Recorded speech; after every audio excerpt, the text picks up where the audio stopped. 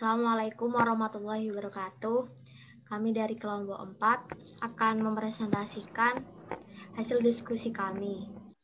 Kami dari kelompok 4 yang terdiri dari 3 orang, yakni Fadila Nur Farida, saya Rashidah Safira, dan yang terakhir Arin Karisma.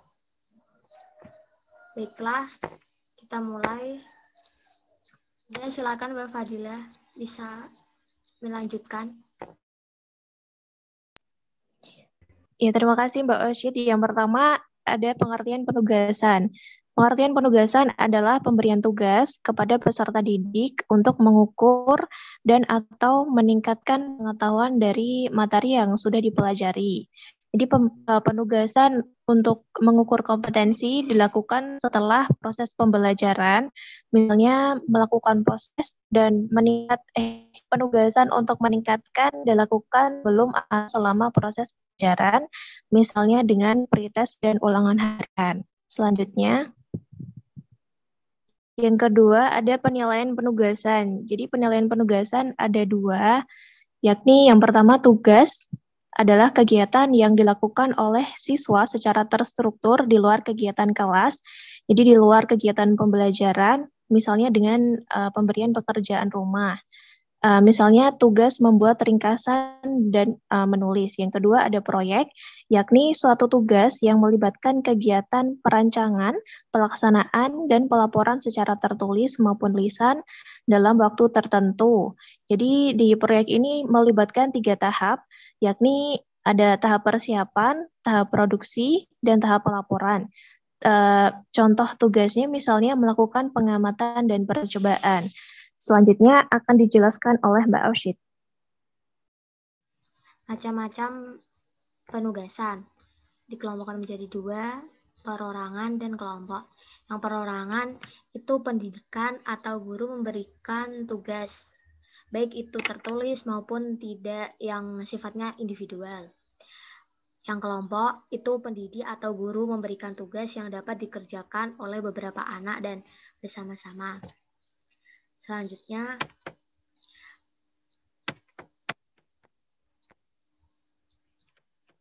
kriteria penugasan. Kriteria penugasan ini ada 9. Saya akan menjelaskan 3. Yang pertama, tugas itu mengarah pada pencapaian indikator keberhasilan siswa. Terus yang kedua, tugas dapat dikerjakan oleh peserta didik. Dan yang ketiga, tugas dapat dikerjakan selama pembelajaran atau merupakan bagian dari pembelajaran mandiri. Jadi tergantung pendidik atau guru. Yang selanjutnya akan dijelaskan oleh Mbak Arin. Ya, baik. Selanjutnya yaitu pemberian tugas disesuaikan dengan taraf perkembangan peserta didik. Jadi, tugas yang diberikan itu harus sesuai dengan kemampuan dari peserta didik. Selanjutnya yaitu materi penugasan harus sesuai dengan cakupan kurikulum. Jadi, tugas yang diberikan itu harus sesuai dengan kurikulum yang diajarkan. Kemudian penugasan ditujukan untuk memberikan kesempatan kepada peserta didik menunjukkan kompetensi individualnya meskipun tugas diberikan secara kelompok. Jadi maksudnya, saya ulangi, jadi maksudnya yaitu tugas yang diberikan kepada peserta didik dapat menunjukkan potensi yang dimiliki oleh peserta didik tersebut. Selanjutnya Mbak Usi.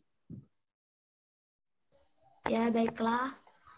Saya lanjutkan karena Mbak Arin terkendala sinyal. Kriteria penugasan. Yakni untuk tugas kelompok perlu dijelaskan rincian tugas setiap anggota kelompok.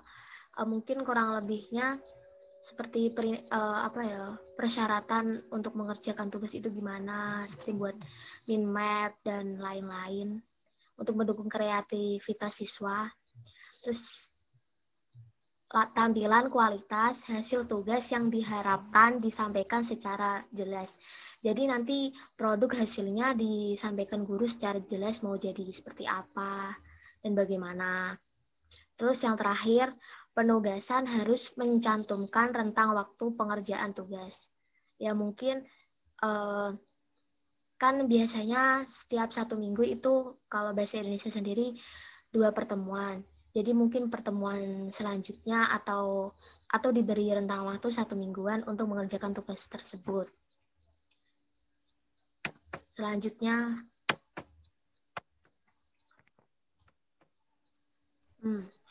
pelaksanaan penugasan.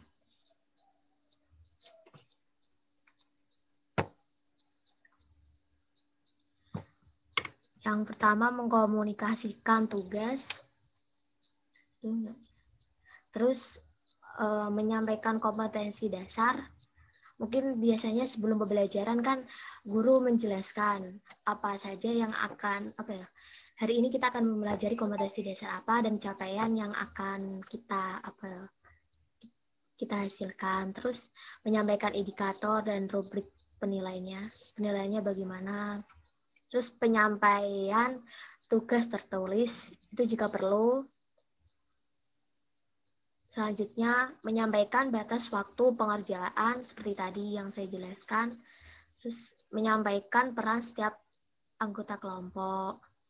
Mengumpulkan tugas sesuai batas waktu yang telah disepakati bersama. Terus menilai kesesuaian tugas.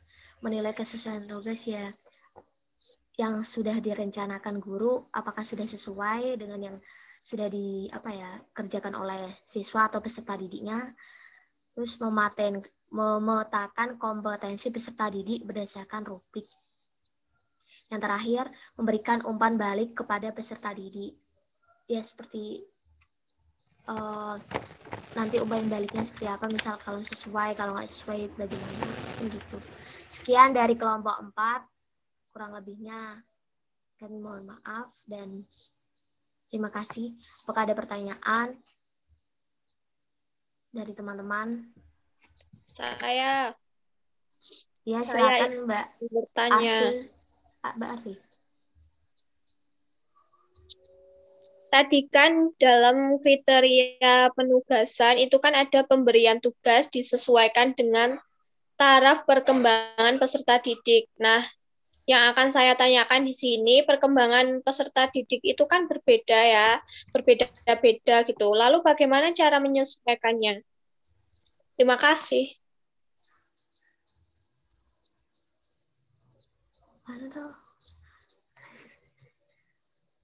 Baik, kami akan diskusikan dulu dengan kelompok kami. Pertanyaan yang terakhir ada kan 2 toh.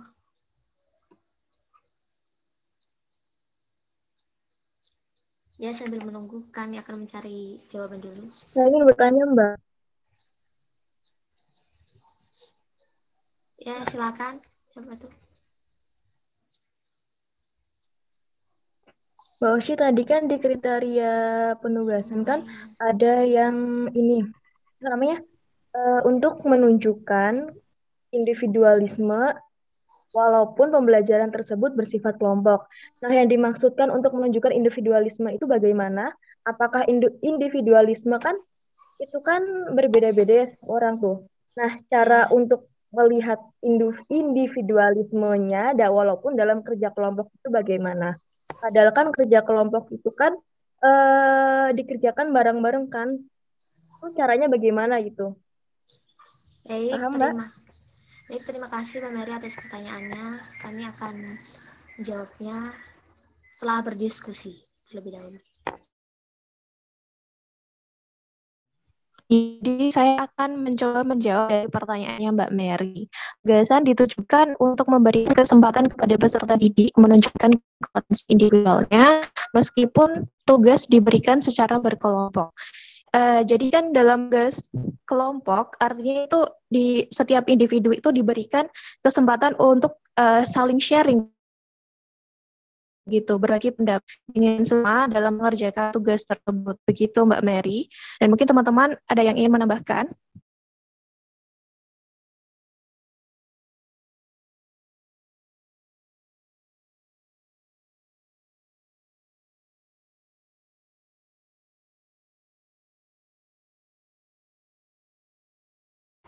Iya, dan menurut saya juga seperti seperti kayak misal nanti pembagian tugasnya, kamu ini kan terkadang kita juga walaupun nggak semua orang kan terkadang kita juga tahu kemampuan teman kita, dia misalnya ahli dalam bidang ini, nanti kita suruh ini pembagiannya, nanti kamu pas tugas ini misal kamu nyari topik yang bagian ini, jadi kita bisa lihat menonjolnya itu bagaimana. Menurut saya seperti itu sih, walaupun itu diberikan kelompok.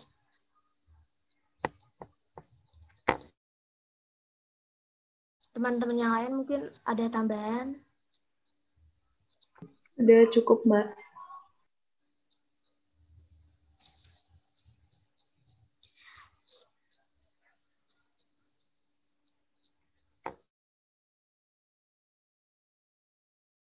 Ini bisa dilanjut jawab pertanyaan yang kedua, Mbak. Ini waktunya udah.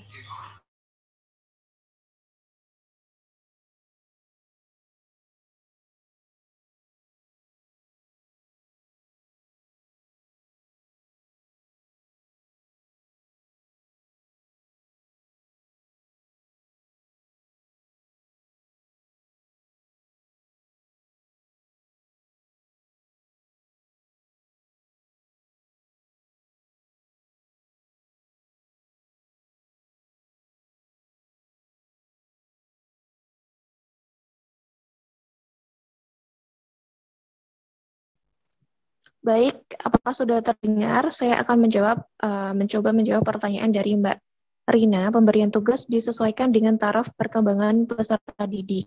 Jadi ketika penugasan di sini itu sesuai dengan bukan secara individu, tapi secara per kelas begitu loh. Jadi misal tugas itu harus disesuaikan dengan tingkat berpikir siswa dalam kelas dan dengan perkembangan kebutuhannya. Misalnya di materi prosedur kompleks SMP, kok ada contoh cara membuat KTP, itu kan tidak sesuai karena cara membuat KTP itu lebih cocok untuk anak SMA begitu. Mungkin teman-teman yang lain ada yang ingin menambahkan.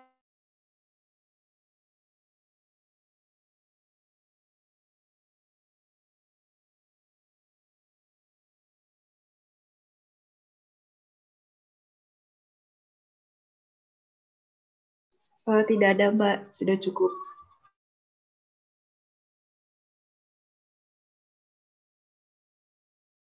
Ya udah, terima kasih untuk pertanyaannya dan sekian dari presentasi dari kami. Wassalamualaikum warahmatullahi wabarakatuh. Waalaikumsalam warahmatullahi wabarakatuh.